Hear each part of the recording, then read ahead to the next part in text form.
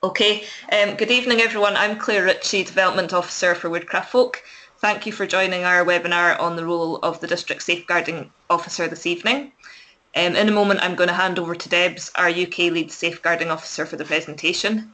But first, just to say that you've all been muted to maximise sound quality during the webinar, but if you've got any questions during the presentation for Debs, please let me know via the chat function if you type them to me as organiser, and I will unmute you so that you can ask your questions.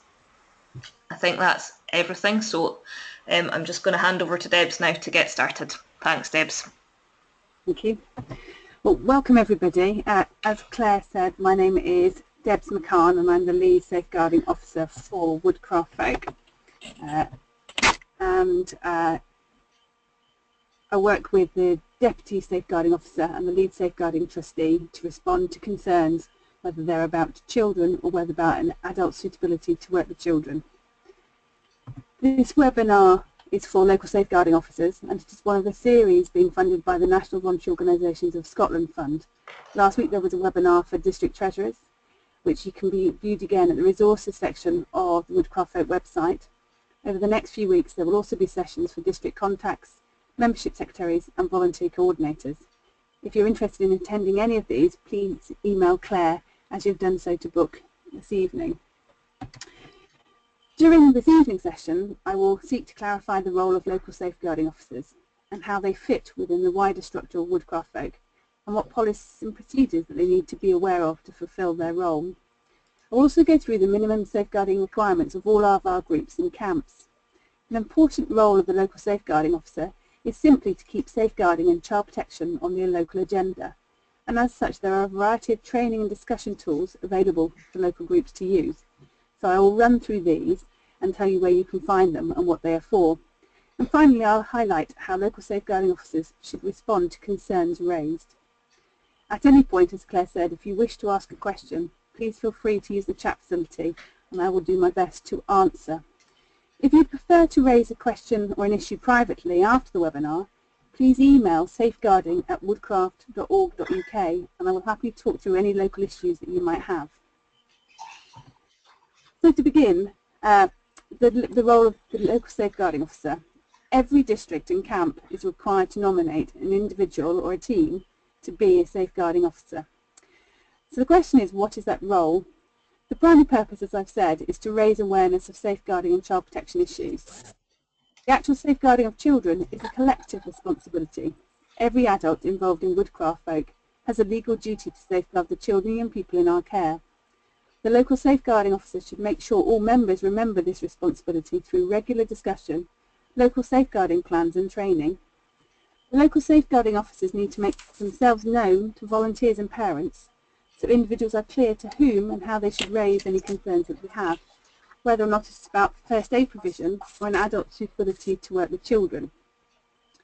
One of the biggest barriers to taking action to resolve concerns is adults and children not knowing who they should speak to, so please make sure that you make yourselves available.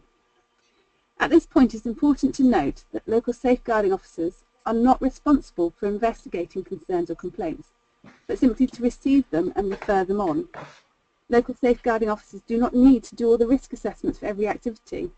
These should be done by the leaders who are leading the group. The local safeguarding officers should be working with other district officers to make sure that all policies and procedures are being followed. The whole district have a contribution to make towards safeguarding. The district contact works to make sure we have effective communication.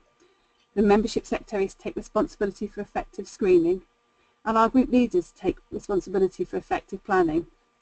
And our group helpers are there to provide supervision and respond to inappropriate behaviour. Woodcraft Folk is cooperative and we all have our contribution to make to ensure that children and young people are safe and have a positive experience at group and during camp. To give you a little bit of a structure, as I said, every district and camp has to have a local safeguarding officer who will be able to receive support from the National Safeguarding Team. The National Safeguarding Team currently includes myself as the Lead Safeguarding Officer, John Knott as the Deputy Safeguarding Officer and Stuart Walker as the Lead Safeguarding Trustee. The three of us work with a team of volunteers known as the Members Safeguarding Review Group. The members' Safeguarding Review Group look over all recruitment decisions and risk assessments to make sure our decisions are consistent, fair and result in positive relationships with children. The members' Safeguarding Review Group also review and update all Woodcraft Oak safeguarding and child protection policy documents. These documents are then all approved by General Counsel, Woodcraft Oak's Trustee Board. We all have different levels of responsibility within our safeguarding process, and these are described clearly in our safeguarding policy. All volunteers, helpers and adult members are responsible for basically following policy and seeking to prevent harm and refer any concerns they have about children or adults' suitability to work with children. The 4 key messages that you as a local safeguarding officer need to get across is that they need to be alert towards safeguarding child protection issues. They need to question behaviour, ask for help and refer any concerns they have. As local safeguarding officers, you're responsible for keeping up to date with Woodcraft Oak policy requirements, but also keeping in contact with your local Safeguarding Children's Board. Local safeguarding officers should act as the first point of contact for volunteers who are concerned about the safety and welfare of a child. Contacting children's social care in cases where a child is at risk or at harm. If a local safeguarding officer is not sure, I can always provide advice, but there are other agencies who can offer guidance and a second opinion, including the NSPCC. Local safeguarding officers should work with other district officers to make sure all volunteers know where they can find the safeguarding policy, the local safeguarding plan and the child protection procedures. Local safeguarding officers are supported by the lead safeguarding officer, who is responsible for developing safeguarding policy and procedures. The lead safeguarding officer is responsible for promoting the importance of safeguarding across the organisation, advising and providing guidance to all staff and volunteers who are concerned about child protection issues, training staff and volunteers about how to respond to child protection concerns, and communicating any changes in policy and procedure. The lead safeguarding officer is responsible for keeping accurate records of concerns about children and actions taken. Therefore, it is important for local districts to submit incident disclosure reports and communicate issues and concerns to the lead safeguarding officer. These records are reviewed by the Member Safeguarding Review Group and used as a basis of volunteer training and the development of guidance if it is felt necessary. The lead safeguarding officer also makes recruitment decisions about appointing someone who has a criminal record in keeping with our recruitment of ex-offenders policy. General Counsel, the Trustee Board of Woodcraft Oak, is responsible for nominating a lead member for safeguarding, evaluating the effectiveness of safeguarding within our organisation, and reviewing and updating our policies and our procedures, which they do every year. Externally, we fit in to a whole number of different bodies, some who provide training and benchmarking opportunities, such as the National Youth Safeguarding Forum, and others who provide a legislative overview to make sure Woodcraft Oak is fulfilling our legal obligations to safeguard children and young people, such as the Disclosure and Barring Service. Any local safeguarding officers will have some level of contact with the local Safeguarding Children's Board. The local Safeguarding Children's Board should be a source of free training and guidance, although much of this training is now delivered online. If local safeguarding officers believe a child is at risk of harm, then the lead safeguarding officer will support them to make a referral to the local child protection teams. Every local safeguarding officer should get on the mailing list of their local Safeguarding Children's Board. Every local district should also follow the principles in Woodcraft Oak's safeguarding plan. The policy is reviewed and updated annually and is simply a statement of intent clarifying Woodcraft Oak's commitment to safeguarding. The safeguarding policy is supported by a whole host of other policy and procedure documents, including one that describes how we screen and vet members and what we do if we are concerned about a child. It is important that local safeguarding officers are familiar with all of these documents and to share the Code of Conduct and the safeguarding policy with all members. To make sure that the policy supports practice rather than simply remains a piece of paper, there are various tools to help influence what actually happens on the ground. The first of these is the safeguarding checklist, which lists everything groups and districts need to do to both comply with legislation and our insurance. The first of these is to have a named contact, and for most of the people on this webinar, that's you, the local safeguarding officer. It's also to undertake risk assessments of each venue and type of activity. The following Woodcraft Folk and to follow Woodcraft Folk member screening procedures. The member screening procedures will be covered by the Membership Secretary webinar, so if you have any questions about that, please ask them there. The safeguarding checklist also makes a recommendation as to the appropriate number of adults and children, which should be 1 adult to every 5 elfins. The recommended ratio can and should be changed based on local need and risk, which will vary depending on the needs of the children, the experience of the adults, the venue and the type of activity planned. It is an important task of the risk assessment to identify what is the appropriate ratio. For example, you'll need more adults if going on a night walk than watching a film in a school hall. The safeguarding checklist does not include what is required to meet child protection procedures. I think at this point it's worth pointing out the difference between safeguarding and child protection, because the terms are not interchangeable, although sometimes are used as such. Safeguarding is everything we do to prevent harm, so that would be training, risk assessment, providing appropriate supervision, and using tools safely. And child protection is what we do if we believe a child is at risk or if a child has been harmed. The child may have been harmed by an adult or a peer, but in both cases it is possible for the incident to be described as a child protection issue. In simple terms, safeguarding is all the proactive and preventative stuff we do, whilst child protection is the reactive things we do if we believe a child has experienced abuse or is at risk of abuse. Later in this webinar we will cover how we should react to disclosures or concerns. One of the important roles of the local safeguarding officer is to work with volunteers to create a safeguarding plan. Where the policy document describes the principles of safeguarding, the local safeguarding plan describes the practice. The safeguarding plan should be agreed by as many leaders as possible, so that it covers as many of your groups as possible. This should include how volunteers should be inducted, how volunteers should prepare the venue that you meet in, how they should induct children, and how they should support children with additional needs. The more detailed your safeguarding plan, the better, as it will help to support local volunteers by giving them a clear framework for session planning and even responding to bullying or other issues that they might face. As a quick summary of the things that you should include in your plan, this slide lists many things to begin debate, clarifying everything from first aid and other practical issues associated to your venue and the health needs of your young members.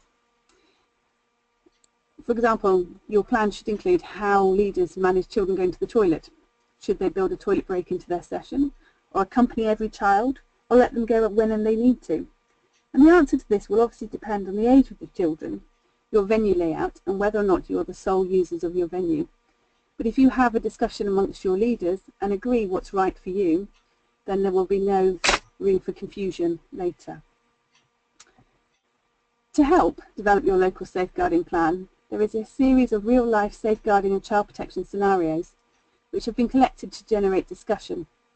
These scenarios will help you to explore the issues which leaders may face and work together to agree a joint approach. Consistent group management and response to behaviour will assist your group to manage safeguarding.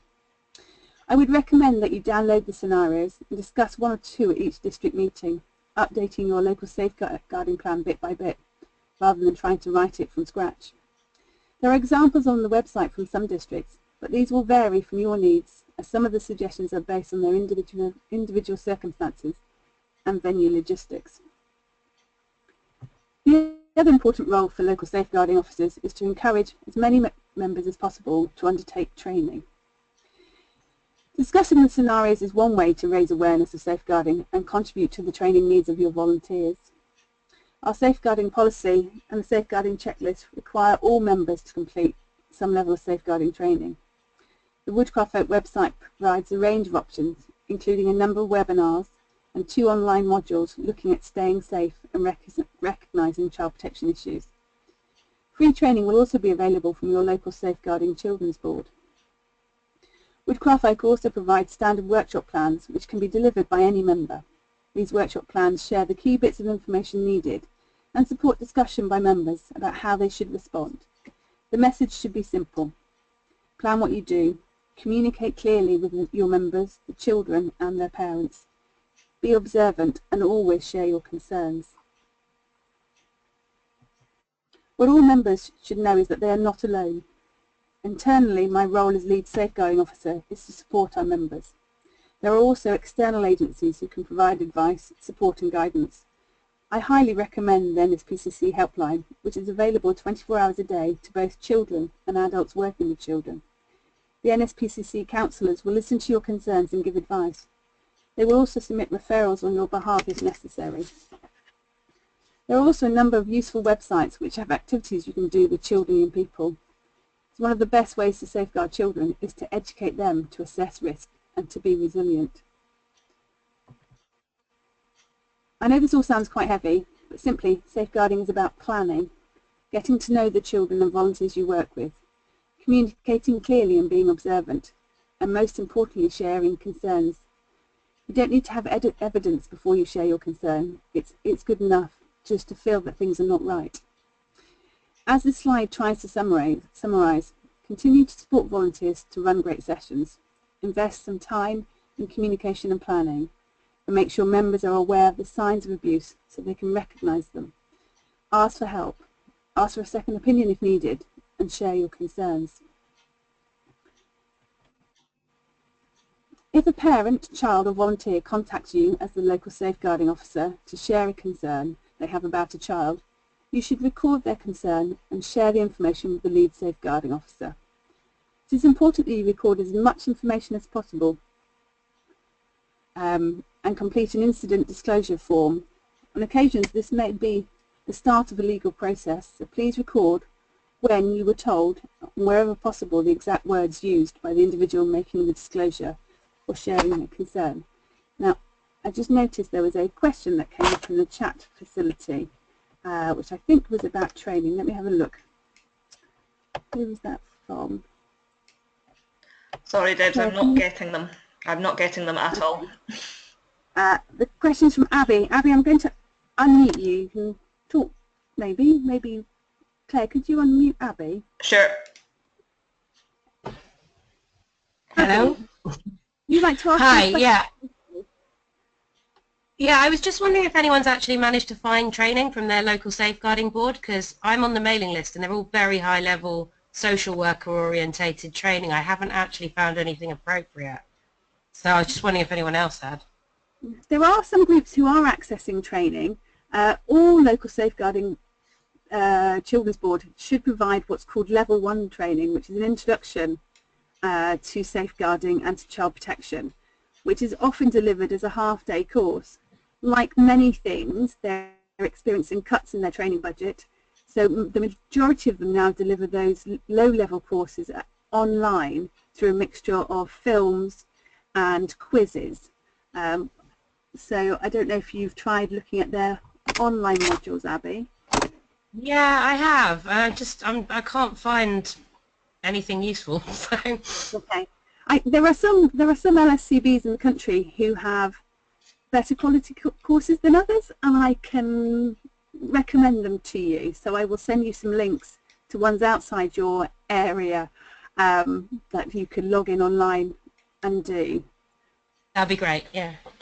I'll do that, and I'll share them with everybody else on the list, so you don't feel, if you feel that your local safeguarding children's board isn't offering what you need, then you can have a look at some of the ones that I feel are actually delivering something positive.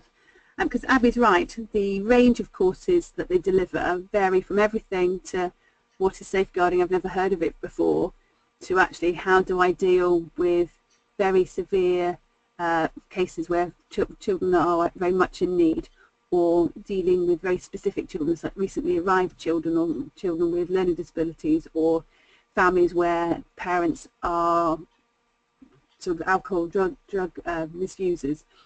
So they can be very, very specific, and also sometimes very much focus on how do they cope with strategy meetings, rather than actually how do you work with a group of children on a Tuesday evening. So I'll send you some that I think are quite useful. We've got Okay.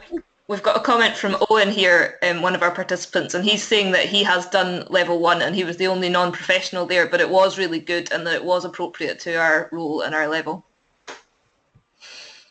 I would recommend all local safeguarding officers attending the level 1 course. As I said, in most areas now that course is delivered online rather than face-to-face. And with the local safeguarding children's board, because they have responsibility of all sectors, whether or not you're health or education or whether or not you're a private nursery or voluntary sector, they tend to focus on the legislation behind child protection and then the process of what happens when you make a referral. There are also many courses that will cover the indicators and signs of abuse which would be useful for local safeguarding officers, not necessarily for every volunteer. That I can signpost you to some courses that are valuable to spend some time on. Okay, is that it on the chat? Wonderful. Yeah. Oh no, where was I? Oh yes, I was talking about the importance of record keeping. So as I was saying, if somebody approaches you with a concern that they have either about a child or about a family, that your role as local safeguarding officer is to record as much as you can about why they're concerned. Make reference to the signs of abuse, about whether or not actually any of those are being demonstrated by the child or by the child's siblings. There is a standard incident disclosure form which we ask people to fill in, and this form is based on the information that the local child protection teams will ask us when we make a referral. And it's okay to make a referral with an incomplete form. Sometimes there will be information we just don't have, but it's best to include as much information as we possibly can. Now let me just go back to where we were. Okay, just a quick summary about the types of abuse. The most common form of concern raised within Woodcraft folk is concerns about parental neglect, but disclosures have also been received around emotional, physical and sexual abuse of children.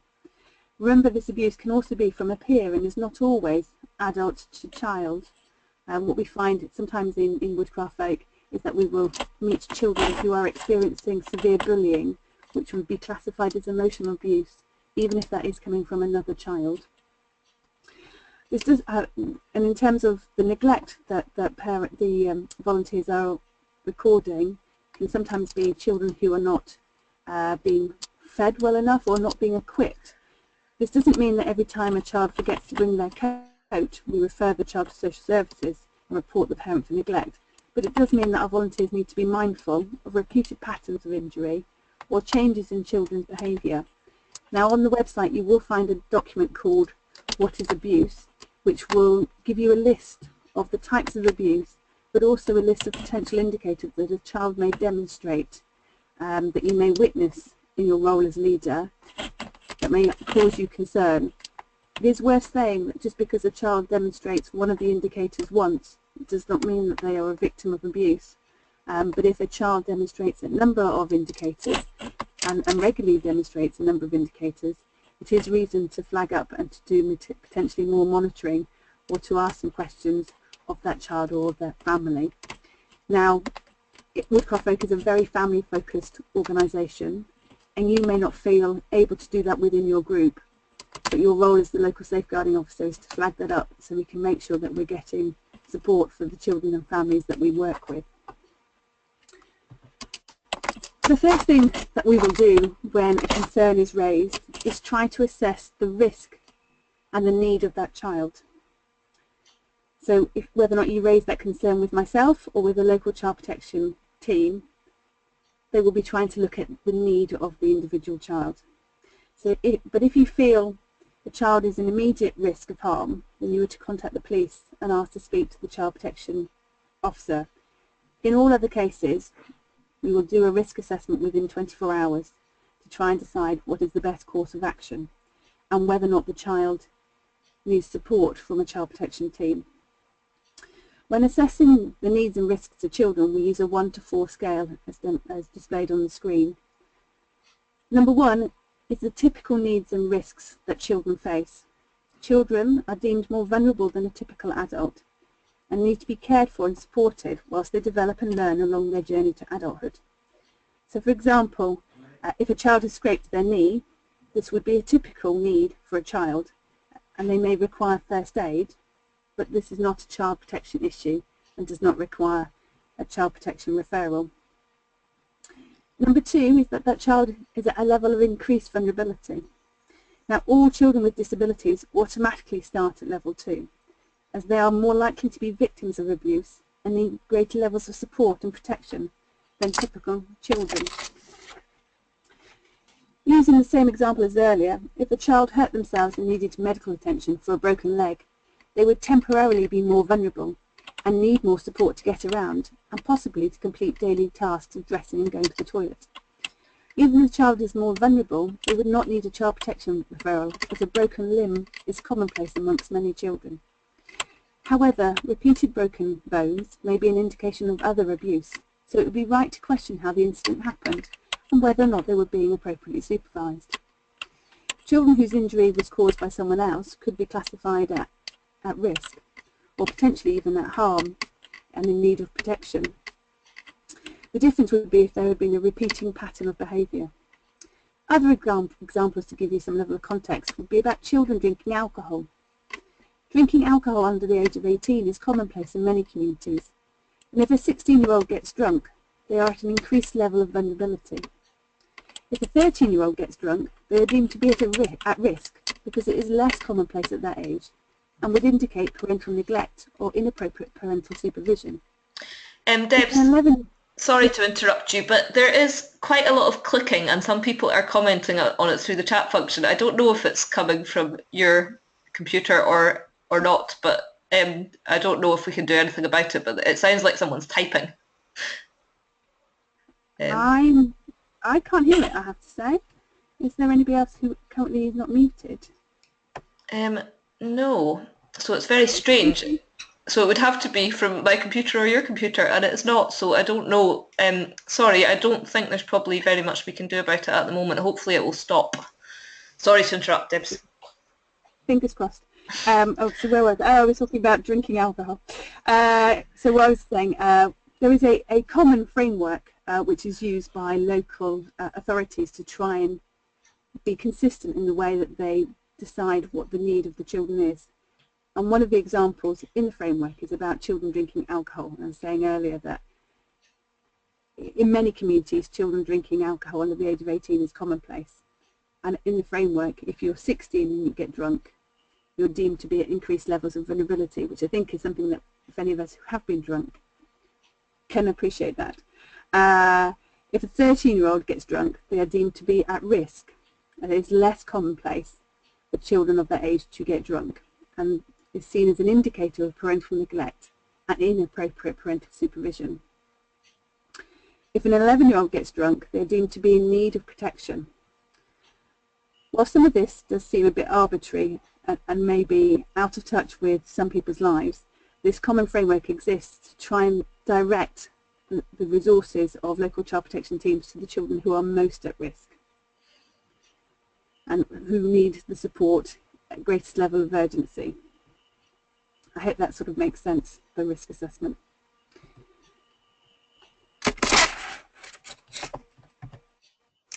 The other thing that you may hear as a local safeguarding officer is complaints about fellow leaders and volunteers.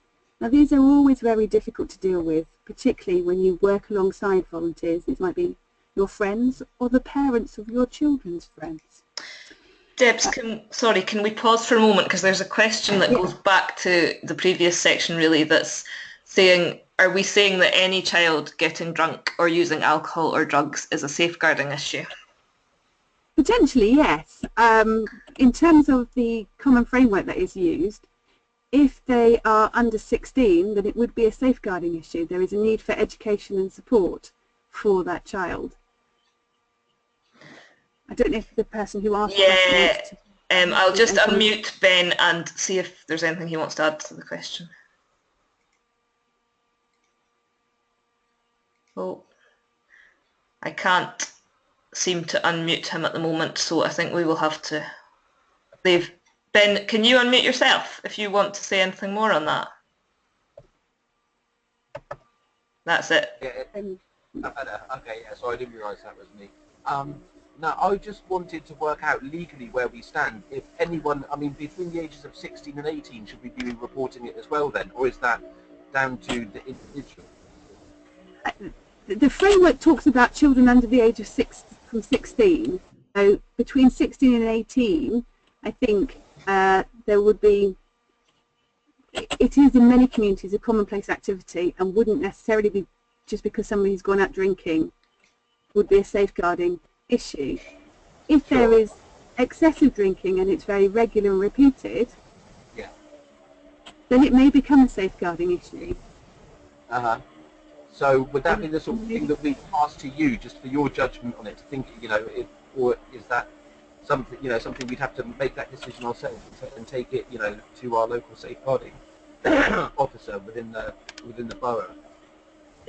Depends on the age of the children. If they are, as you said, the example you said was 16 to 18, it's something that the local safeguarding children's board would not deem to be of significance unless there were other factors impacting on that young person's life. Yeah. If they are under 16, then they're more likely to take it concern.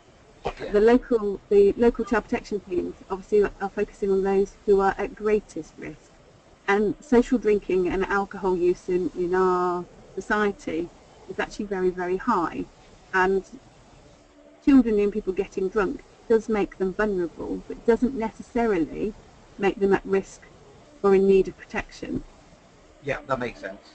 Okay? Thank you. Yeah, perfect. Thanks a lot.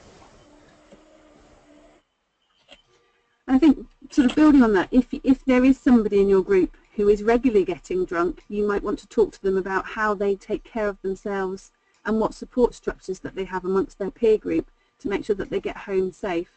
You may want to do some group education work around drugs and alcohol. And it's all about being age appropriate and trying to make a judgment, which is where the framework says if you're 11 and you're getting drunk, then you are in need of protection. When you're 16, you are at increased vulnerability.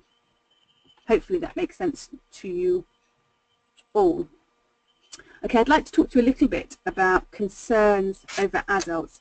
So I was saying that you might hear complaints about fellow leaders and volunteers, which can sometimes be very difficult to deal with, given the close relationships between our volunteer teams.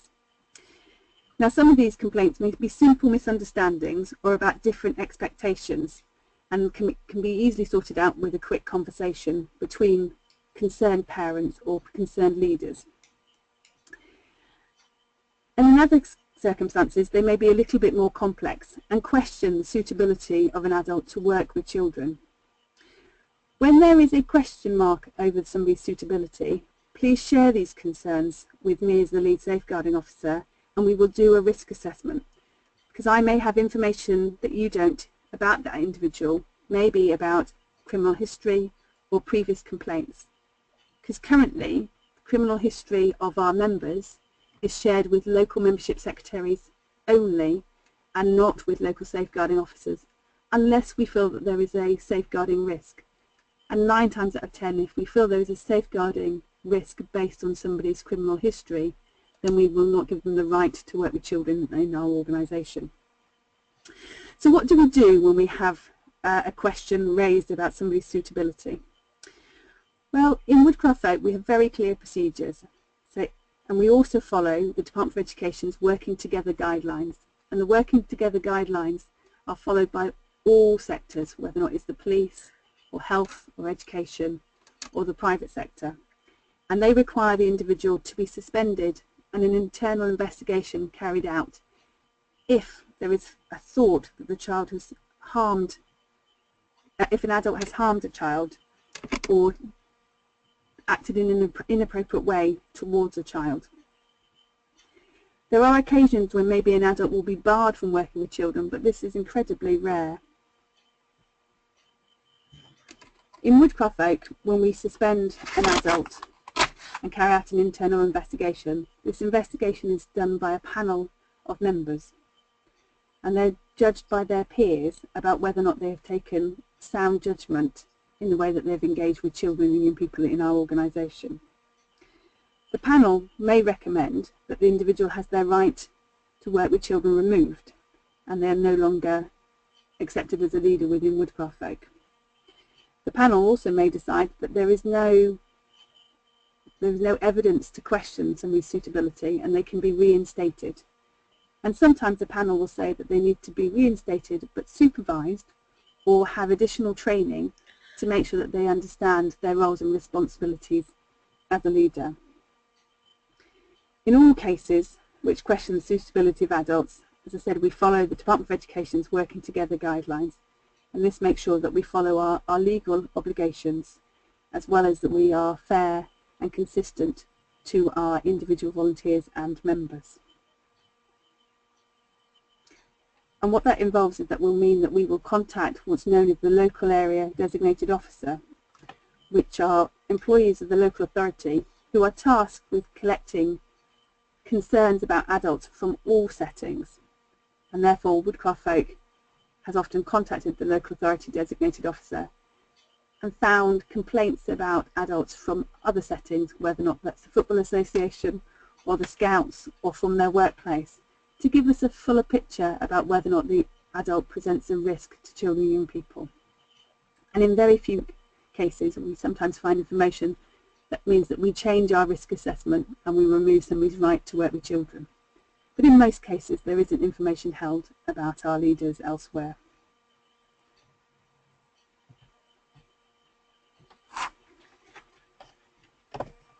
Okay. So just to clarify on that, so the Working Together guidelines define somebody as not suitable to work with children if they've behaved in a way that has harmed or may have harmed a child, whether or not they've committed a criminal offence against a child, and that they may not be charged with that offence, but the fact that they have committed an offence, or they've behaved towards a child which indicates a risk of harm to that child. Okay. I wanted to summarise your role as local safeguarding officers to make it really clear about what your role is and what your role isn't. And you're not here to safeguard everybody, but to make sure that all the adults understand their safeguarding responsibilities. You're not here to investigate complaints and concerns, but to refer them on to the lead safeguarding officer. You are responsible for being the first point of contact for safeguarding and child protection issues within your district, to accept communication from Folk Office and from fellow volunteers, from parents, children, young people, and in rare occasions, members of the public. Ultimately, your role is to encourage and support Woodcraft Folk volunteers to come together to discuss safeguarding, to access training, and to develop appropriate practices that work for you and the volunteer teams and the children who attend your groups locally. I wanted to share a little bit of good practice. I'd highly recommend that as a local safeguarding officer you attend some LSCB training. If your local Safeguarding Children's Board training is not suitable or you find it difficult to access, please contact me and I can point you in the right direction for additional training elsewhere. I would also recommend that you work as part of a safeguarding team. Try and recruit other volunteers to join you in your role. It doesn't have to be just one person. And I'd highly recommend that maybe you consider having a safeguarding lead in each group. One of the reasons why I recommend that you work in a team is that if there is a safeguarding issue, you'll have some support from some fellow members in responding to that. You may wish to pass that on to one of the other members in your team, particularly if you feel that you are too closely involved with the individuals, whether or not they're the children or the adults involved. And I think it's fair to say that we all bring different assumptions to safeguarding based on our own experiences and our own leadership and parenting styles. I would discuss safeguarding at every meeting. Go through the scenarios, make sure it's on the agenda, make sure you're asking your leaders to share any concerns that they have and that you're available to listen to them. Review your local safeguarding plan annually. Make sure it becomes a live document and that everybody knows where it is. It's no point just being saved on your computer to say you've ticked that box and done it. It really is a guide to making sure that we're all following the same practice and that we're thinking about our responsibilities for the children and people who attend our group. I'd also get together maybe with other local districts to share their practice and to learn from them, organise joint training. And I said earlier, we have standard workshops that we can give you so that you can run them in your own local district. Now, I wonder if anybody has any questions either about the issues raised during the presentation or about your role as local safeguarding officers or about child protection issues in general. If you want to use the chat facility, Claire will unmute you and enable you to ask your specific questions. Okay. We have got a question from Owen, so I'm just going to, Owen is unmuted already, so Owen, go ahead. Hi folks, I was just thinking about what you said earlier, Debs, about referring people onto training opportunities and the stuff that exists online. If we wanted, for example, to refer everybody to go and do just read through and digest the Staying Safe Part New Group Journey and then take the quiz, is there a way that we can easily track that everybody who is going to lead a group has done that, or is that just a pain for somebody at Folk Office to have to produce a report and tell us?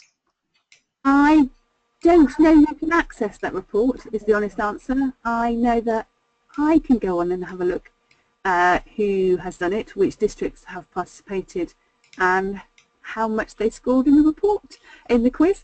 But I don't know if local safeguarding officers can. I will check that out and let you know. For those who haven't looked at the new group journey, there's a module there called Staying Safe, which involves a 5-minute film, talks about safeguarding, some good practice documents and signposting to various policies on the website. So a few sort of paragraphs about top tips and advice, and then a very quick quiz to make sure that leaders understand what their responsibilities are. If you're quick at reading, you can do it in less than 20 minutes, and I highly recommend that all leaders complete the Staying Safe module. There are also other modules within the new group journey around programme planning and around communication and finance, which again I'd highly recommend, but they're not on this topic. But I'll get back to you, Owen, about whether or not local safeguarding officers can see who's done it or not. Okay, we've got, sorry, were you finished, Debs? Yep. We've got another question from Pip, so I'll just unmute Pip, or Pip, I think you might need to unmute yourself so that you can ask your question. There. Ooh, It needs to be green. That's it. Yay! Can you hear me? Yep. Yes, we can. Hi, I've got a couple of questions, but I'll start with one. Right at the beginning, Debs, did you say that every district and every camp has to nominate a safeguarding officer? Yes, I did. I don't remember seeing that in the policy, but I'm not sure. I don't think our district necessarily does that. I don't know if everyone else does for the camps. I think most people will assume that the local safeguarding, the district safeguarding officer is the same thing as camp. It doesn't have to be, but every camp. Be on that camp or going to that camp or involved with the planning of that camp. Exactly. No, every camp should also have a named safeguarding lead. And like, so a hostel might be just like one group, one elfin group within a district might run a hostel for 15 kids. Would you expect them to nominate a safeguarding lead at that point? I would, and that might be just the person who's organising the hostel weekend. Okay. It doesn't have to be. Does it actually say that in the policy? It does, yes. Does it? Okay. One I've missed. And what would you expect them to be? I'm not sure if that role is kind of clever because people will probably shy away from that. I think that's quite a big thing. I think that the purpose on the camps is there's a point of contact, somebody who people can talk to if they have concerns, whether or not they're a child, another leader or a parent. So really, when we're talking about the residential setting, it is somebody who is that go-to person when somebody has a concern, so that they know who they can speak to.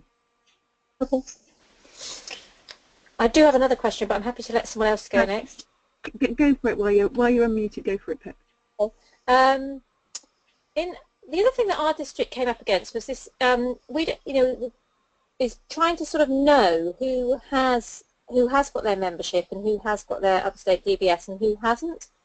So in our district, the groups are run by there isn't one leader for a group. There's maybe 4 or 5 adult members who co-lead a group, and then we might go on a hostel ourselves or whatever. But we didn't know. We all have. Who is it that has the responsibility in that situation for checking whose membership is up to date and who has the DBS check? Now, the person who can access all that is the membership secretary. Now, it is possible for us to give people access rights to the database for checking who has membership and who has a DBS or a PVG, so that other people can do that checking. The person who's coordinating the booking for the hostel or the camp should make sure that every adult has an up-to-date membership and an up-to-date DBS or PVG. So we thought we'd gone through the policy with a fine-tooth comb. We'd written our local safeguarding plan. We thought we were doing everything right, and I have to say that we weren't doing that. And I'm not sure that it's actually really made clear, sort of in the policy, sort of like that that loophole needs to be closed. So we've now written it into our local plan that you have to. Every September, every group has to sort of say who they're counting as leaders, and the membership of secretary and the district chief, the district person will check them and feed back to us. And then for every camp we do that as well. But I just think it's quite strange that we thought we were doing everything right, and actually nobody was actually closing that loop of actually checking up on everybody else, which is quite a, you don't want to do it in a way, because you don't want to sort of say, actually every leader has to keep checking on every other leader, but you do in a way. I think it's helpful, and for bigger districts, we sometimes find that each group will nominate a membership secretary, so that they can at least go through the admin and go, actually, your membership has lapsed, or it's been 4 years since you last did a DBS and you need to renew one.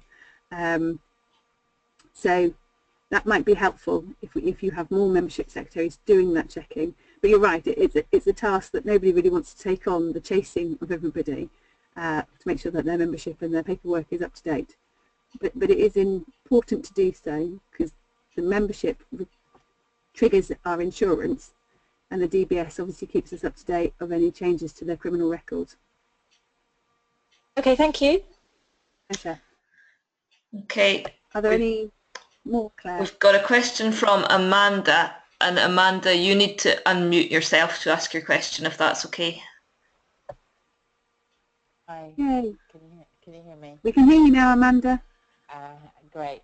I just wanted to ask, the problem that we sometimes have is that when an activity's taken place, so for example, on a group night they're going for a walk to the local park, and they're taking a mixed group, is it always necessary to have a male adult and a female adult when you're doing those kind of trips? No, it's not. I mean, they recommend it if people are going away overnight, that they have a mixture of leaders.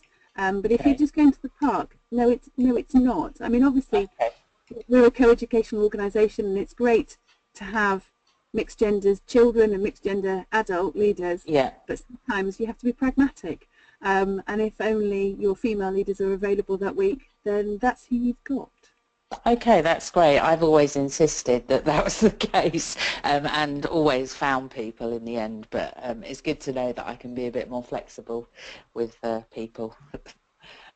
So thanks. If you're going swimming where there's chances of people getting changed and being separated by gender, then I would say you do need people to gender. But going to play in the park for an hour, I don't think. Fine.